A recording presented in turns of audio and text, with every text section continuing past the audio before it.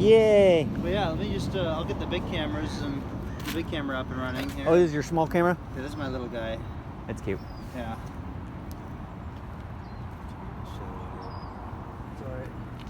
Yay! There will be shadows. Okay. So. Yeah, this whole bike path burned down like Yeah, I know. last summer, and it's starting to grow back, but it's nothing like what it was. It was so lush. So yeah, that thing you probably want to unrail a little more to Okay. reach you. But yeah, if you can just clip the wire to your lapel. Do you try go to- like up through or something? Yeah, feed it to the jacket. Let me get. I gotta get your batteries for you. So we're in the Mail Tribune. We also do Oregon Outdoors. I've heard that. I don't. I think I've seen it too. Maybe I've seen it on It's the, on- the Ashland Daily Tidings. Yeah, you've probably seen it on the Tribune site too. Yeah. Does this dangle out? No, I'd pull it back through the clip. I'll show you. Say hello. Does that work better? Yeah, we got you. Does that work better? Yeah, that's much better.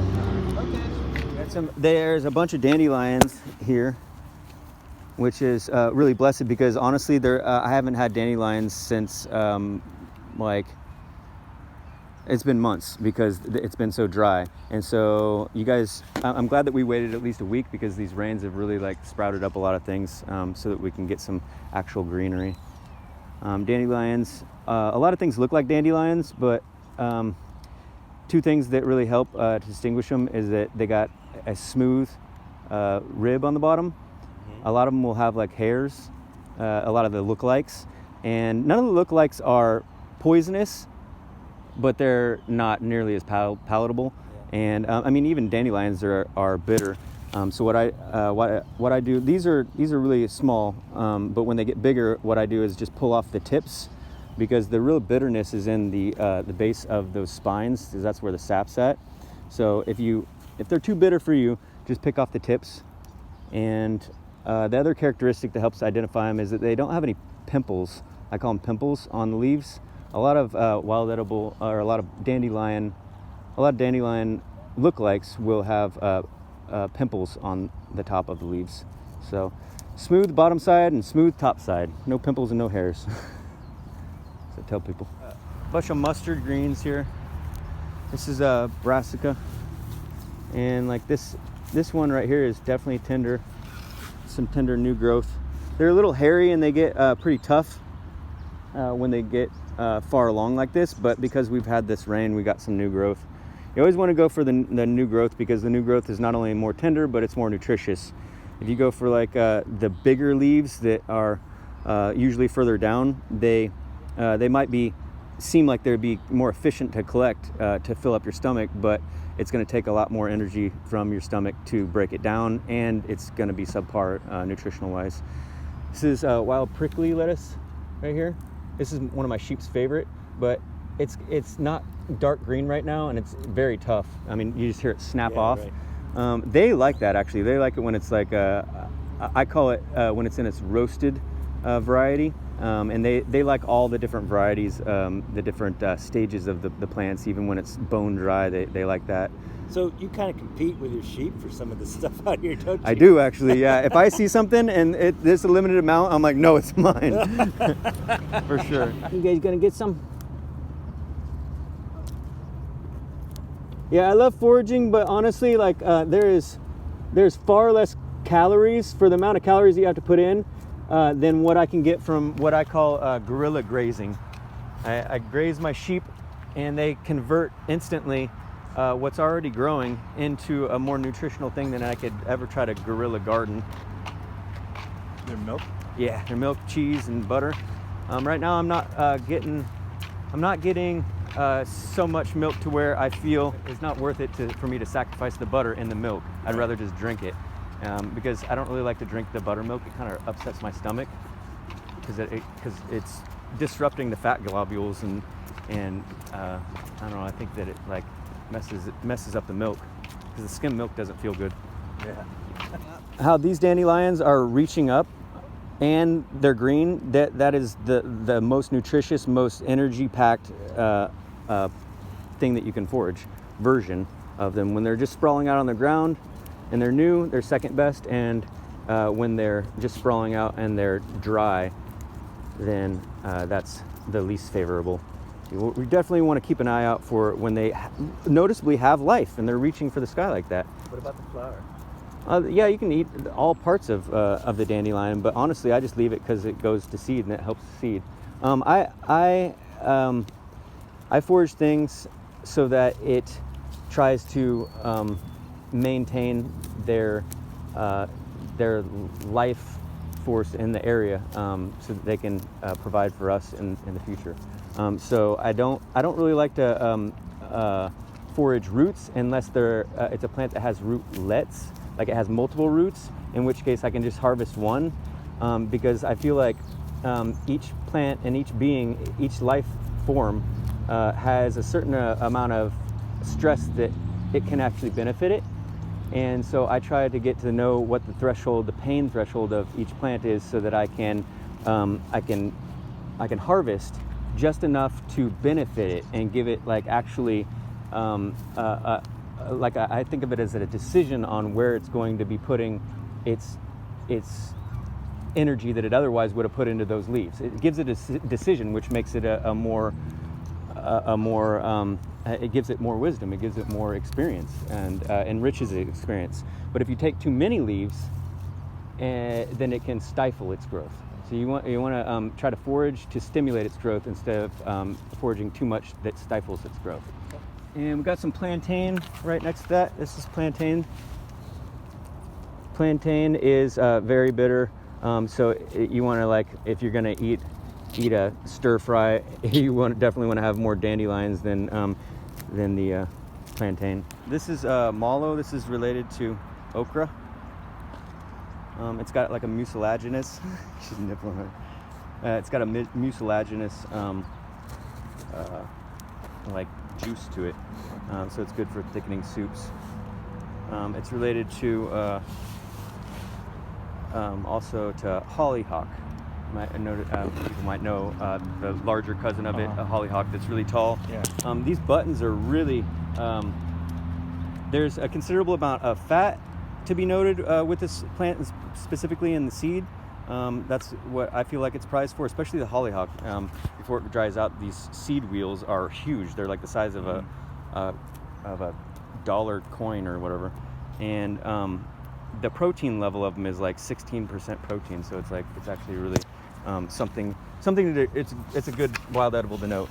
It's virtually tasteless, and if you can get tasteless within the wild edible kingdom, you consider that a good find, because most things are just really over the top, bitter or So a spicy. lot of stuff doesn't taste good. It just provides fuel. Unfortunately, yeah. So, Aaron, you're like the ultimate urban forager, right? Yeah, I forage urban and rural areas. Not so much in the mountains anymore because I have this wagon. I was traveling with my pack ram, and that gave us the ability to go up inclines, and we'll have the ability to go up inclines once I train this new ram lamb back here that's going to be 500 pounds. He'll be able to pull up over mountain passes and stuff. I'll be able to have a lot more access to the hills. So what you got is you got 5 sheep hooked up to your cart, and you're just kind of strolling around town looking for edibles that you can grab off public land or land where you have permission, right? Yep. Gonna do another far walk? Yeah. We're shooting this part now, but this is going to go with this whole package on foraging, which is going to focus on chanterelles. Cool. So we're going to Yeah, the mushrooms are starting now. Ooh. So we're going to talk about high elevation. There's high mountain forage, and then you're the kind of valley foil. floor. Yeah. Yeah. That you don't have to go to the mountains No. to find your food. You just got to walk the streets and look down. Yeah, for sure. This time, we'll just talk about just how it works. So you get to walk around and find, the whole thing about being able to walk around and how you find stuff that it's legal to do. Because you're just foraging on public lands. Uh-huh. Okay? Yeah. All right. So I guess the way it works is we just walk around public land like a greenway, and you see something looking down on the ground off the side that you think is edible, you just can pick it. Yeah, as long as you know that that it's doesn't have any pesticides. Like we're in a bee city here, that really helps. Getting permission really helps, and knowing the yards that you're picking from, knowing that they aren't spraying, is paramount. There's just a lot of stuff that just hangs over on sidewalks and. Yeah, fruit trees. There's no fruit trees really on this bike path. All the fruit trees are in town that hang over sidewalks and stuff. I'm starting to map those out here in Talent. And I brought the map that I made from Ashland like 5 or 6 years ago. Yeah. But everything that we're going to find here is probably going to be green because all the trees burnt down. So they're going to be just greens. But there are grains that are we're really fortunate to have called some putty barley. I'll show you. That's going to make this the bulk of our calories of this. So how meal. How many calories do you get out of one of these meals? Well, that's the thing, is that you can't really get too many quality calories out of foraging unless you want to count the fruit, which isn't that quality. That's why I started getting dairy goats and dairy sheep, because they can convert that wild alfalfa right there into the sheep milk. That is really this sheep milk is per half gallon is 2,100 calories. Wow. Per half gallon is 2,100 calories, so it provides all the calories you need in a day. But a half gallon of goat milk is only 1,300 calories. The butterfat in the calories are nearly twice as much as goat milk. And a half gallon of cow milk, there's only 800 calories. So sheep milk is 2,100 calories. It's literally almost 3 times the caloric content of cow milk. So a combination of sheep milk, what you find looking down, fills your day. I call myself a dairy herder-gatherer instead of a hunter-gatherer. Dairy herder-gatherer. Yeah, I hunt though too, but I find that this is the most efficient way to provide myself with food. How long have you been doing this? By myself, like 16 years. With my dairy goats and dairy sheep, 8 years. When's the last time you bought a meal? I haven't bought a meal in I can't even remember. The only meals that I will buy and that I have bought are like from the food trucks and stuff like that. I really like to support those when I do feel like having something like that. But I haven't bought a meal in probably 6 months or a year. It's ridiculous. Yeah, potatoes. I thrive on potatoes. I finally. Wait a second. Yeah. Just swap these.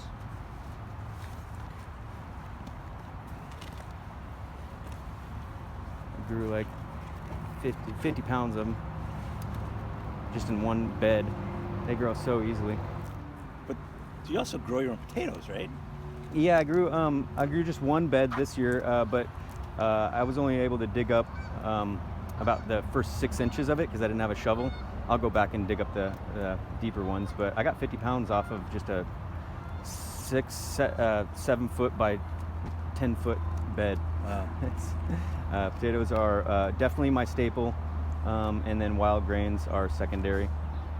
Wild barley, and we got wild amaranth and wild barley are the two most predominant ones that I eat. We have some wild quinoa, which is called lamb's quarter. Oh yeah. We'll see some of that on the way, I'm sure. So let's head down the trail and see what we can get and see what we can make out of it, huh? Alrighty. Wild sweet pea here. Little tender new growths. These are one of my favorites, honestly. These are way better than the sweet peas that end up growing on this because they taste better and they're easier to collect. Sweet peas, you gotta wait until they pop themselves open, or you have to use your thumbnail and split them open and take the fresh peas out. What I do is I just collect the seed pods off of these, and these seed pods, this is already gone to seed. Here's the seed pods. They'll crack open themselves and they'll throw their seeds. And so the most efficient way to collect these is just collect them before they split themselves, put them in a paper bag, and just let them sit there, and they'll split on their own, and then you'll have all the seeds in the bottom. That's the most efficient. So how many different kinds of plants do you think you can find here in, say, an hour? Well, I don't know, probably dozens right now, with it being its depleted number because of the fire. This is a good one though.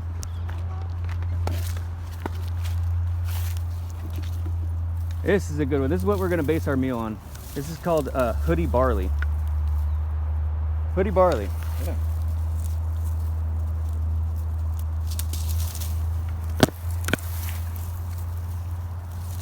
This is a very efficient one to collect.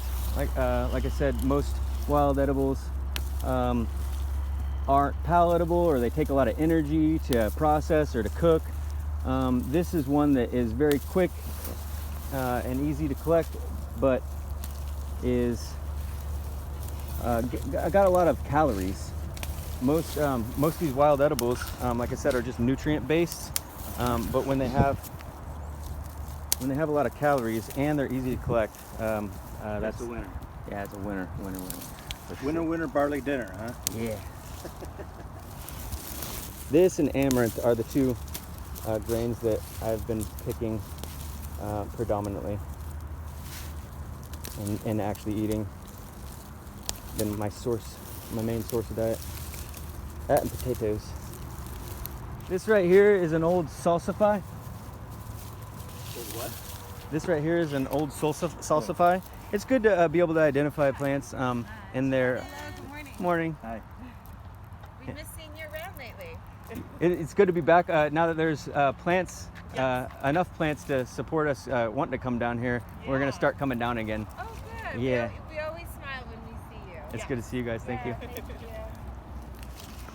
Yeah, this is a good wild edible. This is actually an awesome wild edible.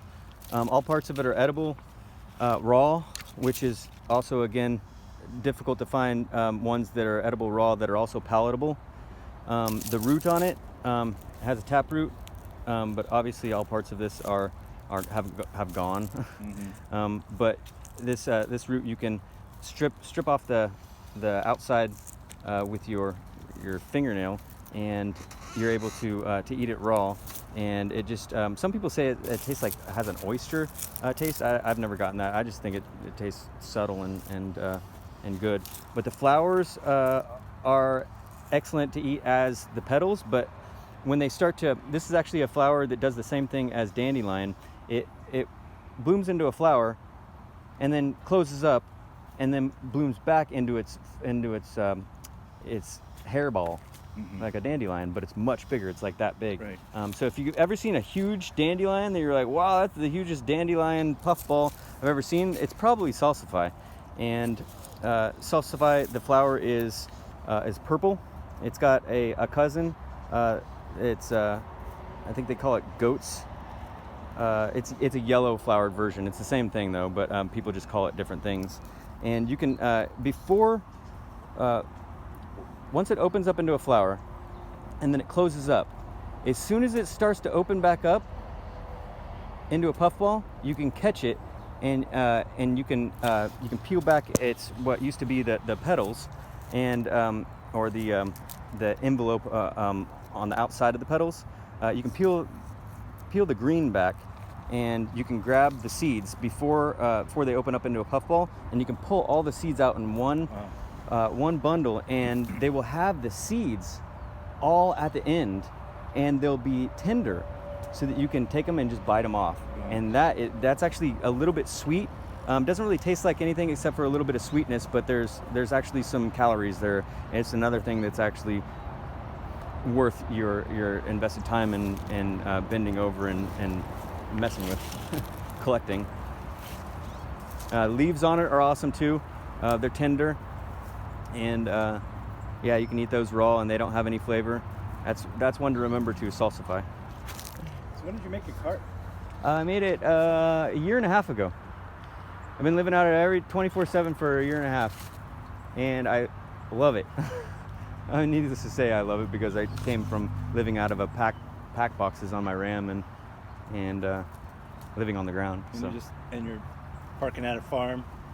Yeah, move around to farms and provide them with just a little bit of labor in exchange for sleeping on their property, and do a little bit more labor if they want to trade me some fresh produce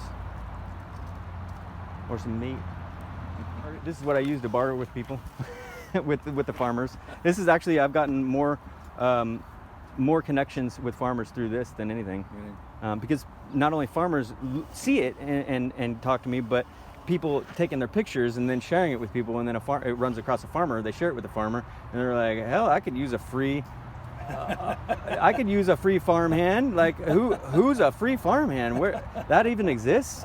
And then they call me. So, yeah, it's awesome. Well, let's do this. Let's get enough for you to make one meal for yourself, and I'll just taste a little bit of it.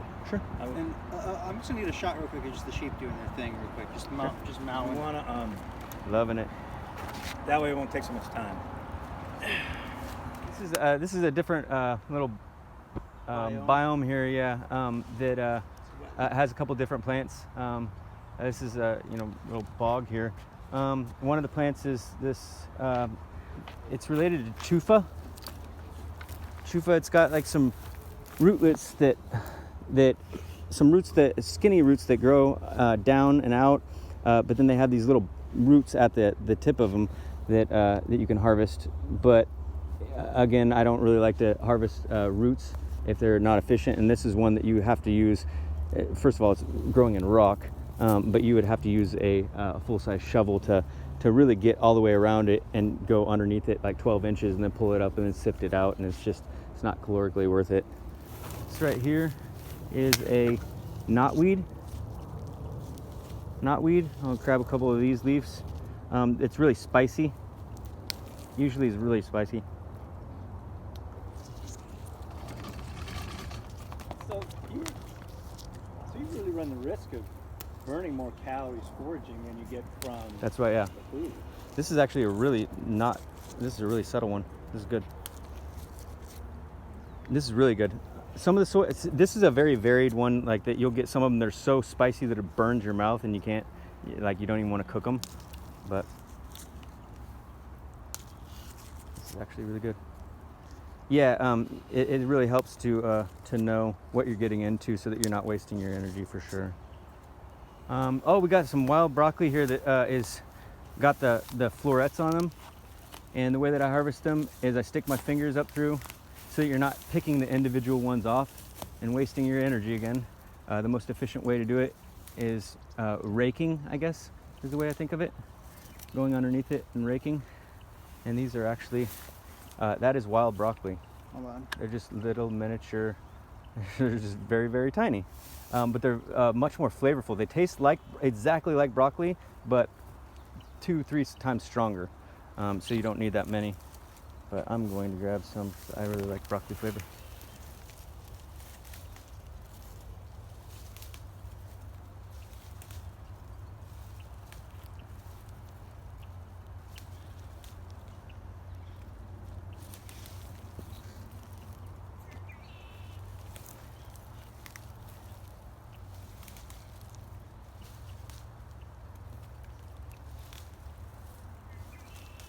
And we got Doc right here, right next to it.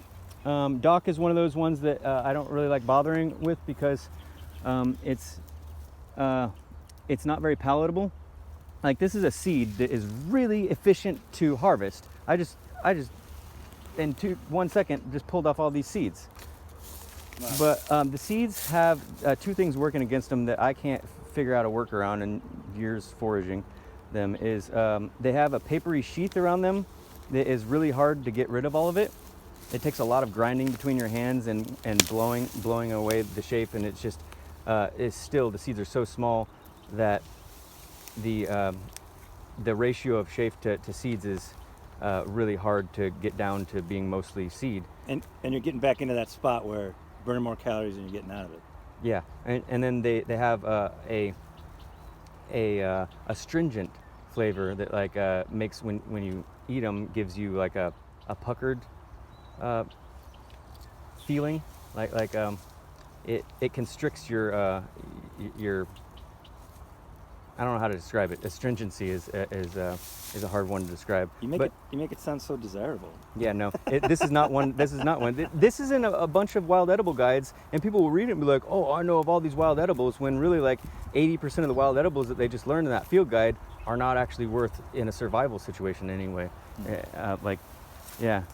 So that being said, what's the safest way to learn these plants? You know, so you don't end up. Learn them beforehand. We're gonna hit that one. Too. Okay. Let's get the cooking thing going. Okay. And then we can do that. We're gonna wait. Do you want another Chris McCann? Yeah. Here we got some Yarrow right here. This is Yarrow. Here it is too. Alright, Mark, you can move your shadows like right on that thing. We got some Yarrow here.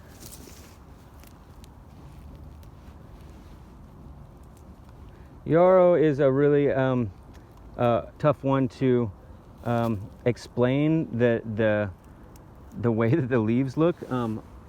So I'm not going to try. I just recognize it, the way that it grows. This is a new growth right here. And you can eat it raw, but it's got kind of a hairy texture to it that doesn't really make it very texturally appealing. Better to cook, but it's got an interesting flavor. It's good in portion and proportion. How much time do we have left till your thing's cooked? Yeah. All right. Loving you guys. It was nice to meet you, John. Nice to meet you, dude. Nice to meet you, Mark. Yeah. Have a good day. Probably see you tomorrow. Yeah, give me a call. You want to you're wanting to shoot that here back on here so that it maintains the. Yeah. Okay. You're in this area. Yeah. All right, cool. Talk to you tomorrow.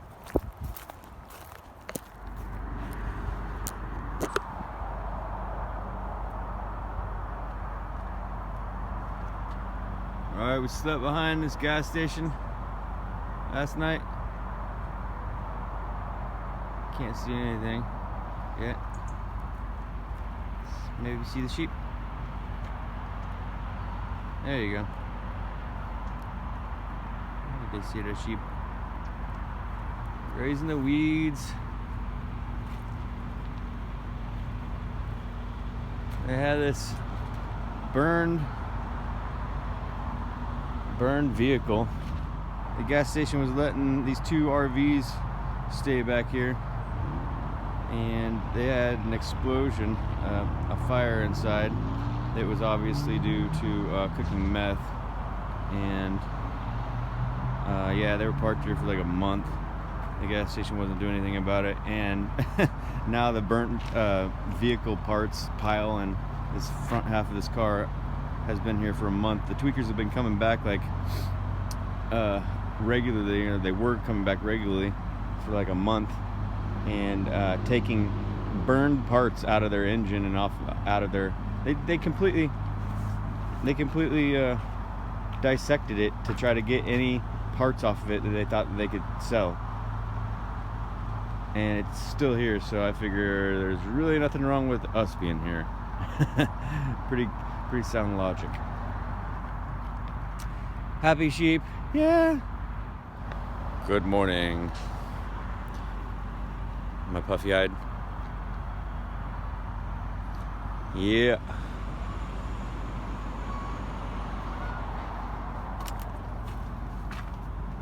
Time to milk.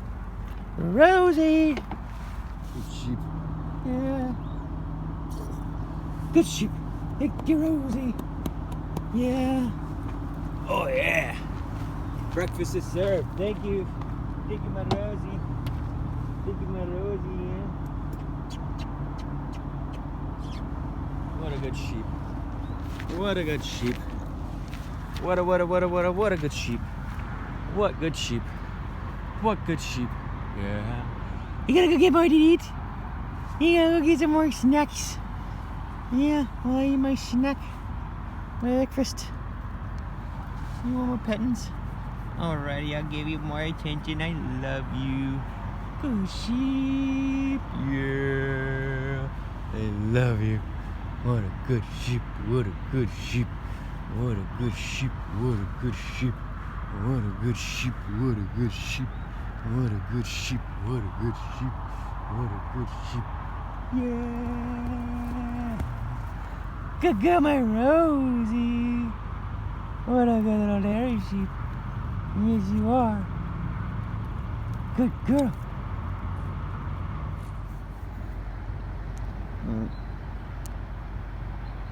Alright, sheep are starting to come back this way. I didn't even have to call them. It's awesome. They stay so much closer at night. They stayed right here last night and munched on all this. We had to stay here last night because the CBS people that are documenting us on the bike path yesterday, they forgot their drone.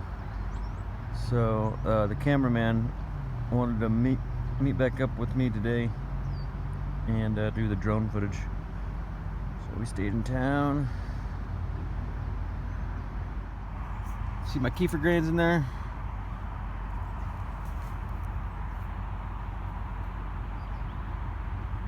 There you go. You see them there. My kefir grains help me keep my milk preserved for much longer than if it didn't have it in there. It would go sour. In the summertime, it goes sour within an hour or two, but with the kefir grains in the summertime, it takes like 6 hours for it to get that sour, and it's a different type of sour. It's actually more flavorful. I like it a lot more. You got the drone going. Awesome. Good sheep.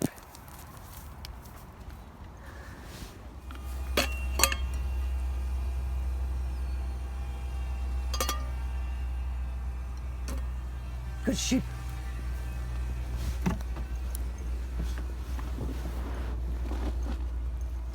Wish I had some milk. Drank my milk already.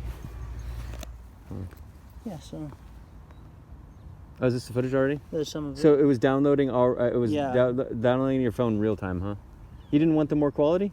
I wasn't able to get the SD card to the because it was in use. Uh-huh. But it is actually really high quality already. Look at that. Yeah. Yeah, totally. That looks like 1080. Yeah, it is. It's the drone angles are so fucking awesome. Yeah, they up production value. Yeah. Immensely. Like, and I have like 4 or 5 clips like this, you know. That's so cool, man. Yeah. I want a drone now. That's fucking Dude, yeah, badass. they're the shit. I love them. So, okay, so every time we make we make a half-hour show that's on TV. Uh-huh. 22 minutes, 8 with commercials, right? Half-hour show. Every time we make one of those, we make 3 90-second shorts, Uh-huh. like cut from it, you know? Mhm. Like the highlights almost. Uh-huh. You can watch all the shorts on the Mail Tribune website for free. Okay. You just like, go to Mail Tribune, look up Oregon Outdoors, and you can watch all of our Oregon little short Outdoors. episodes. Thank you. The long ones you can only see on TV right now because of sponsors, and that's what Mark's talking about. And So like trailers I can watch. well, yeah, they're actually little mini episodes of each episode. Okay. So, like, it kind of goes through the beginning, middle, and end, you know, of those shows most of the time. But yeah, you can check those out. Oregon Outdoor. I mean, to be frank, from a business standpoint, they need to make those full episodes available online because nobody fucking watches television anymore. Uh-huh. Like, everybody's got phones and computers. Like, Yeah. they gotta get with the times a little bit. It's nice to meet you, man. It was nice having talks with you. Yeah, nice I speaking actually with you. learned a lot. It was crazy. Yeah, I learned a lot too, man. This is a pretty cool thing you got going here.